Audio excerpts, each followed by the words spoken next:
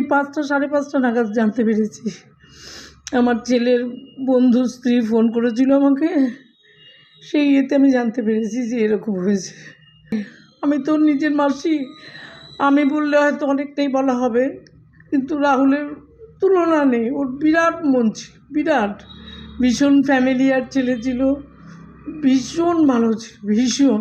খুব ছোটো থেকেই ও খুব ট্যালেন্টেড, খুব ভালো লিখতো, খুব ভালো গাইতো, খুব ভালো মানে কথা বলতো, সবার সাথে মিশতে পারতো, এবং ওর কাছে মেশার জন্য কোনো রকম বড়লোক বা কোনো হাইফাই সেসব কিছুর দরকার নেই, সবার সাথে সমানভাবে মিশতো।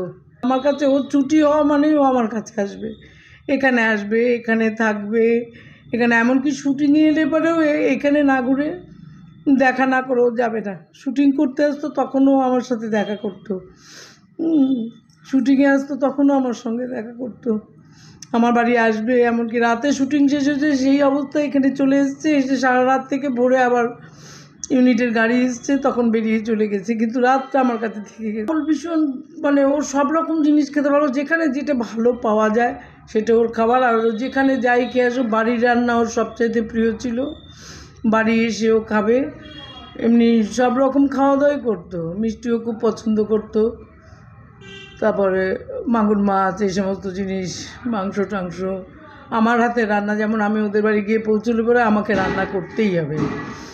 পরিবারের তো ধরো মানে এই ক্ষতির কোনো পূরণ নেই, পরিষ্কার কথা, এ ক্ষতির পূরণ নেই। আর চলচ্চিত্র জগতেও অনেক ক্ষতি হয়েছে, অনেক ক্ষতি হলো, অনেক ভালো একজন অভিনেতা এবং ভালো একটা ট্যালেন্টেড ছেলে এবং ভালো একজন রাইটারকে হারালো।